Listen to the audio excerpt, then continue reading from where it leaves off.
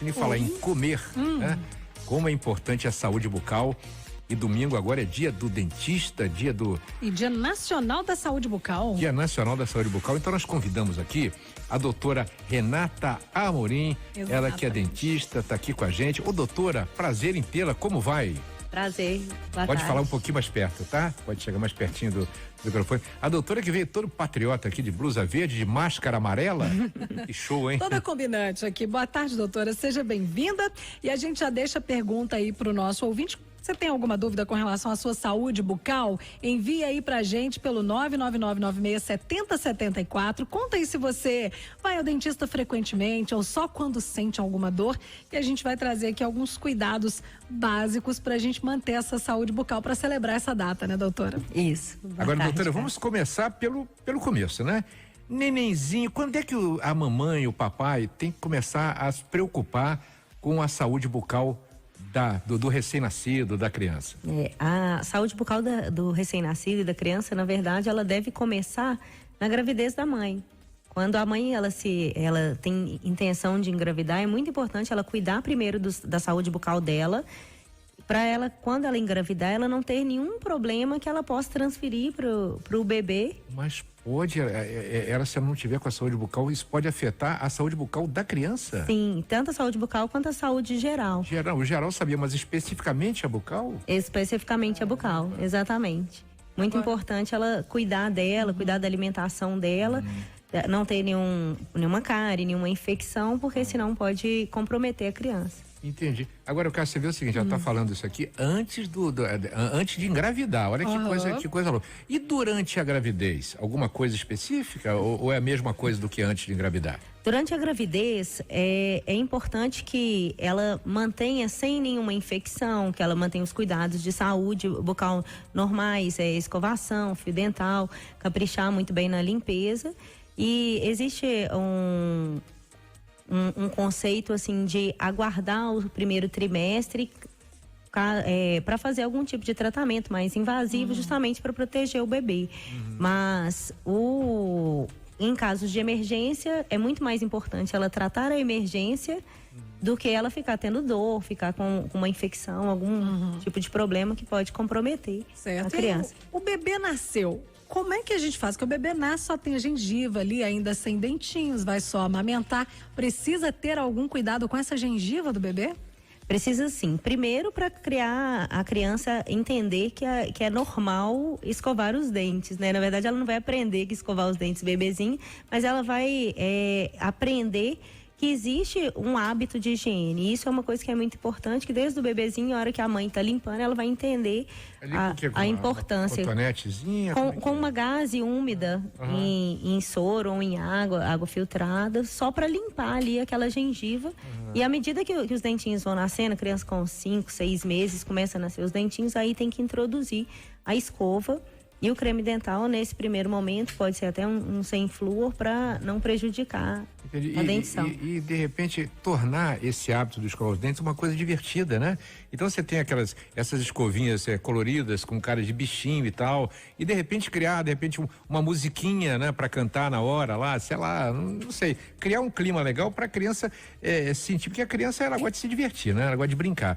Então, tornar esse hábito tão importante, divertido, é um lance legal, né, doutora? Exatamente. Quando você traz pro lúdico, né, a criança, ela se envolve, né, naquilo e ela vai entender a importância, ela vai aprender que sempre depois das refeições, que é normal manter a higiene. E além essa questão da escovação após as refeições, é importante que a criança faça isso, mas o adulto também. Qual é a média diária de escovações que a gente deve ter? Fala-se muito em 3 vezes por dia para escovar os dentes. Na hora que acorda, né? Geralmente que fica aquele gosto de cabo de guarda-chuva, né? Bafo de onça. Bafão, né? Jesus. Um detalhe, por que a gente acorda com bafo se a gente escovou os dentes antes de dormir, doutora? É porque o bafo não necessariamente vem dos dentes, viu, Cássia? Aí eu, como sou dentista, já sei, viu? Robson Laureano. Isso também, mas porque quando a gente dorme, diminui a salivação. E as bactérias dentro da boca, elas proliferam.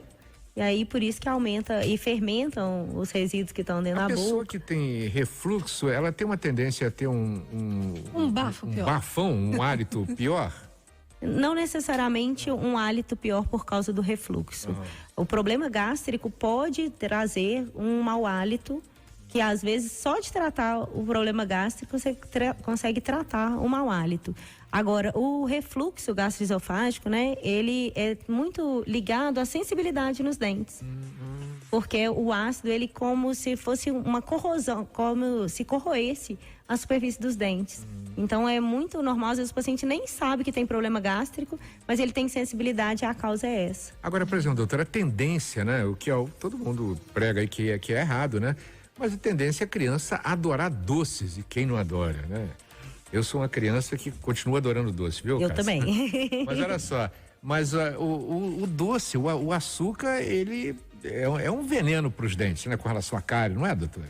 Sim, a questão, a gente estava falando da mãe, né? Cuidar da alimentação dela, cuidar da escovação. Quando ela está mais ou menos no 4º mês de gravidez, começa a desenvolver o paladar do bebê. Então, se a mãe come muito doce, tende a ter uma criança que vai gostar mais de doce. Né? Então, já começa lá na gravidez. E outra coisa, o açúcar, ele é como se fosse o combustível para as bactérias fermentarem e desenvolver a cárie. Atenção, a doença mamães, que é a cárie. Exatamente. Isso tanto para as crianças, né? Com as crianças, existe um agravante na dieta, essas bolachas recheadas, essas comidas muito gostosas. Muito gostosas, mais gostosas. Muito açucaradas. E assim, se não faz a higiene corretamente, pode desenvolver a cárie. Mas isso pode acontecer com adultos também, né? Eu ouvi dizer, doutor, que queria que você confirmasse. Cássio, era você, né? Cássio fez sinal que ia falar, eu vi aqui, me cortei você. Mas pelo seguinte, é só para não perder esse fio da meada, porque depois vamos falar sobre os adultos também. Mas, por exemplo, o certo seria, por exemplo, a mamadeira. Quando para de dar o peito, começa a dar mamadeira, geralmente a mamadeira, o mingau lá, é feito com açúcar. Aí o que acontece? Dá a mamadeira para a criança e não escova os dentes depois, às vezes vai dormir, né? Dá a mamadeira dormindo, às vezes. Isso aí tá errado, né, doutora? Tá errado. Hoje já tem muita orientação dos pediatras de não entrar com açúcar enquanto é muito bebezinho, mas a própria amamentação do leite sem o açúcar, a criança que não faz a higiene, aquele suplemento alimentar, ele já tem algum tipo de carboidrato, algum tipo de açúcar que pode fermentar e ajudar no desenvolvimento da cárie. Certo. Doutora, e a gente falando ainda das crianças, a criança tem dentes de leite, então tem muita gente que fala assim, não vou preocupar agora, deixa comer o que quiser porque vai trocar os dentes. E aí, a criança que tem cárie no dente de leite, ela pode desenvolver algum outro problema no dente definitivo? Como fica essa situação e esse cuidado? O dente definitivo, que a gente chama de permanente, ele está logo abaixo do dente de leite. E então, se, por exemplo, deu uma cárie, essa cárie desenvolveu, deu canal, e aí vai começar a ter uma infecção ali no osso, logo abaixo desse dente de leite. Ele já começa a formar, né? Depende do dente, depende do tempo da criança. Quando a criança está com 6 anos, que já começa a nascer os outros dentinhos... Às vezes até esse permanente começa a empurrar o dente de leite para fora, né? Exatamente. Ele às vezes nasce... Porque que acontece? Ele reabsorve a raiz do dente descido, né? Que é o de leite, para ele apontar. E às vezes acontece de não... reabsorver essa raiz do tecido e ele apontar. E aí, se der canal, pode dar infecção e pode comprometer o germe do dente permanente. Entendi. Enquanto a gente está falando de dente de leite, eu queria responder só a pergunta de um ouvinte rapidamente, aqui por causa do tempo, doutora. O Ítalo, do Jaraguá, falando que ele tem um filho de 3 anos de idade que está dando aqueles buraquinhos de cárie nos dentes da frente. O que é que ele deve fazer? Você tem que tratar por ser dente de leite ou tem que esperar? Como que é feito? Ô Ítalo, é muito importante buscar um acompanhamento de um odontopediatra, porque se já está visível sem um olhar clínico, é sinal que essa cárie ela já não é pequena. E aí, daqui a pouco a criança pode ter dor, pode ter alguma cárie maior e dar canal e até afetar o dente permanente que vai vir logo depois. Então, é muito importante buscar a ajuda de um odontopediatra. A gente volta daqui a pouquinho com a doutora Renata aqui no tarde.com.